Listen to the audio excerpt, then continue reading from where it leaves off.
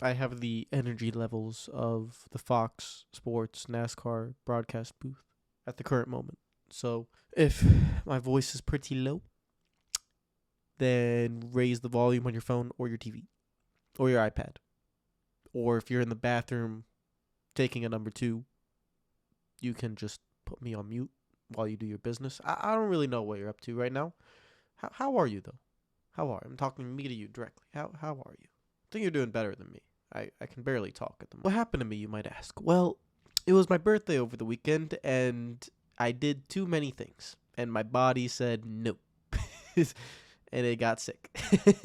So I am currently under the weather by a pretty large amount. I'm pretty far down. If we were in a 10-story building, I am like on level 2. And I have to climb 8 stories to not be under the weather anymore. So yeah, it's not the best. I gotta stop getting sick too. I got sick I got sick early January as well. So it's not good getting sick twice in 2 months. Not good. No. But it actually fits perfectly well with today's video, because today we're going to be talking about a few things. I did talk about Kyle Busch in yesterday's video, and Denny Hamlin on his podcast. If you guys don't know about it, it's via Dirty Mo Media. It's called Actions Detrimental. He records it every week, and Denny Hamlin, as we know, is probably the most truthful and most vocal NASCAR driver currently. And so he said some things actually about Kyle Busch and Joe Gibbs and like that situation, which what I said in the race review, I basically said like Gibbs didn't want to. What is on my sky is literally on my lips. Joe Gibbs didn't try enough to get him back, and Denny Hamlin actually said, well, he did, but if Joe Gibbs were to give Kyle Busch what he was asking, then the company would cease to exist. So too much, and I think we know this. Like Joe Gibbs Racing relies heavily on sponsorship. So when Mars did leave leave Kyle Busch and M&M's was no longer there, they just weren't able to get everything back and then be able to pay what Kyle Busch was paying. That's according to Denny Hamlin, and I have absolutely no reason to believe why he'd be lying. So I completely believe him, and I believe he's telling the truth. And that paints like a little bit of a different picture behind what happened between Kyle Busch and Joe Gibbs and why he went to RCR.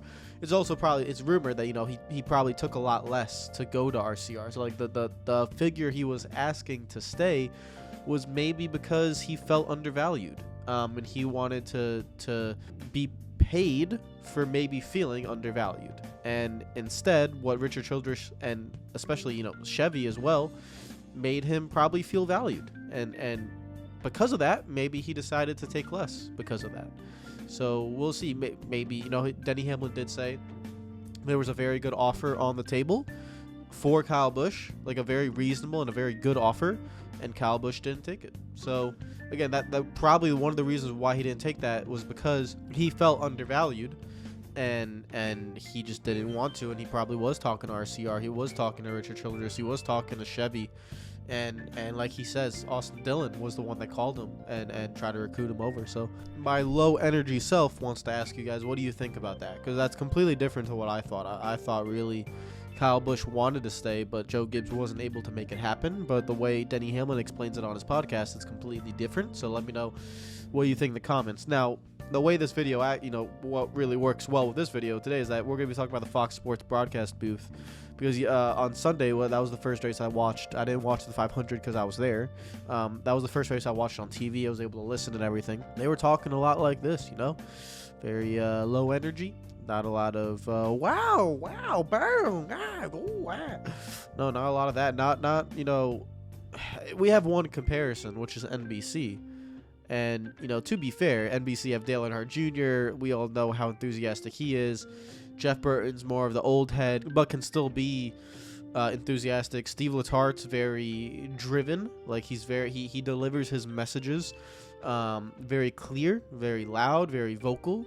And of course, Rick Allen, who I do believe Rick Allen has gotten better in terms of being the lead broadcast commentator. Now, when it comes to Fox, I'm not going to say anything, and I mean anything bad, about Mike Joy. Mike Joy is a legend. He is getting, older in age, but I think Mike Joy has actually gotten better as the years have gone along.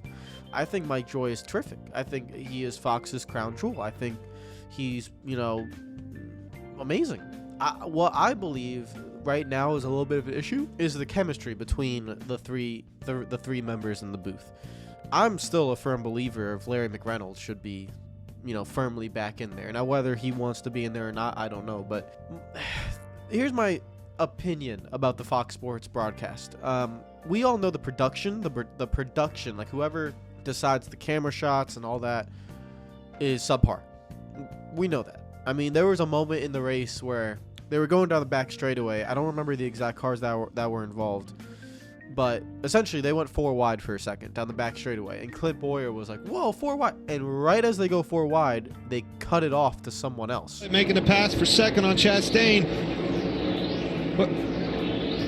I think whether it was like green flag pit stops or something, I don't remember, but they cut it off to someone in turn 3, and Boyer, you could literally hear him under his breath go like, "Huh? Like what? Why did we cut away?" As there was 4 wide racing down the back straightaway, and they didn't cut back. And then Mike Joy had to pick it up and kind of save the situation. So I want to make it very clear that I think the broadcast booth is put under a lot of pressure and gets dealt a bad hand with the production quality. I think the production quality of Fox, like I've said this for years, is not good. I don't like the direction. I don't like how they don't really cater to a hardcore fan base. Like, at any moment, you need Mike Joy to explain something to you, whether it be the 5th time he's explained it to you over the course of a season or the 10th time or whatever. It just feels like Fox is catered to kids. That's genuinely what it feels like. And then they miss out on great racing, or they cut away from something, or whether it be the commercials for the 500. There's a lot of production issues. But the one thing I noticed definitely yesterday, and I didn't notice it before when Clint Boyer first came into the booth. I thought Clint Boyer was really trying to be very energetic. But definitely yesterday, especially with Tony Stewart in the booth, it doesn't work. Tony Stewart is always going to be calm. Tony Stewart's never going to be the loudmouth, energetic kind of analyst. I'm not saying Clint Boyer has to replicate what Darrell Waltrip was doing, but even what Clint Boyer was doing when he first came into the booth, I think that was better. But you have Clint Boyer and Tony Stewart, who yesterday both were very calm. Like, just something exciting would happening on the track, and they just don't react. There's no, like, NBC and Dale Jr., we know this, right? Dale Jr. would be like, "Wow!" or "Oh, there's a crash!" or, I'm not saying you have to be that over the top, but we all love Dale Jr. We know the thing about Dale Jr. is that we know that's his personality. Like, he will just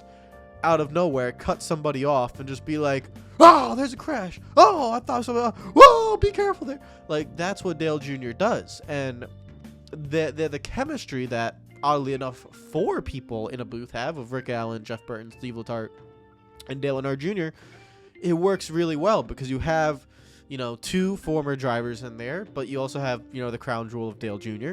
You have a former crew chief in there, which is Steve Letarte, and Fox's equivalent to that is Larry McReynolds. Then you have Rick Allen and Mike Joy. It's not all that different, really. Like, the 2 broadcast booths together, there's the ability to have the right combination in there and to be able to feed off each other. But Fox just lacks energy. And I think that's something that maybe you can't fake it, though. You know what I mean? Like, when they had Jeff Gordon, I could feel maybe Jeff Gordon sometimes was being a little bit over the top a little bit. Like, it wasn't his personality. Even I think Gordon sometimes was better. But I didn't like when it was just Gordon and Mike Joy. I didn't like when it was a 2-man booth. I thought they should have had a 3rd person there, specifically a crew chief. And they have that in Larry McReynolds, but, they don't want to do that. But I don't know. What do you guys think? This is more of a video for the comments down below, because what I felt is like the commentary just lacks energy, but I don't know how you can implement energy into a booth where you can't really fake it. Like, you can't really fake it to be over the top, because you could tell. They have, like, and one thing that's also tough with Fox is that they have a rotating 3rd analyst. And personally, I don't think that's a good idea. I think you should have a 3, or if you want to do what NBC does, a 4-man team that's there every week. I don't think you should be rotating between, Tony Stewart, Danica Patrick, or whoever else is going to be a guest analyst. I think that's fine for Xfinity Series, but I don't think you should be doing that with the Cup Series, and you should have time to build a solid, 3-man/woman team there. And that's what I believe, at least. It helps build chemistry. Like, that's just as simple as it is. Guys, that's all I have. I don't know if you can tell on my face. I am struggling. I'm struggling as Fox is doing with their broadcast. But those are the two things I wanted to talk about today. I wasn't really able to do anything else. But what do you think about the whole Kyle Busch situation? Apparently, there was an offer for Joe, for Kyle Busch to return to Joe Gibbs, but it wasn't what he wanted, so he went to RCR. What do you think about that? Do you think it was the right move? I believe it was, but he's taking less money, unless maybe Chevy's pitching in or whatever how it is. I don't know. Driver salaries aren't public anymore, so however that goes. But what do you think about that whole situation? Like, because I feel like Joe Gibbs has gotten a lot of the bad rep around it, and Denny Hamlin kind of wanted to clear up and be unbiased and be like, well, Joe Gibbs did offer Kyle Busch a very good offer. Probably was the highest paid driver out of the four, and Kyle Busch probably, turned it down. So what do you guys think about that? And then, am I right or wrong about my opinions on the Fox booth? I just believe they're lacking energy, and I noticed that really a lot in the Auto Club race. And then obviously the production quality, which I'm not going to beat down again because, I don't think it's going to change. It's just their production quality is not good. It really is that simple. But what you can change maybe is like the energy in the booth. Like, do you think they need more energy? My lackluster energy self that would be very, very well right now in the Fox booth is going to go edit this video and then rest and try to recuperate and get better as quick as possible. I will see you guys hopefully tomorrow. Take care of yourselves. Follow me on Twitter and Instagram if you're not already. Subscribe if you're new. Comment down below. Hit the like button if you enjoyed the video. Check out all the links in the description below. And enjoy the rest of your day. Peace out.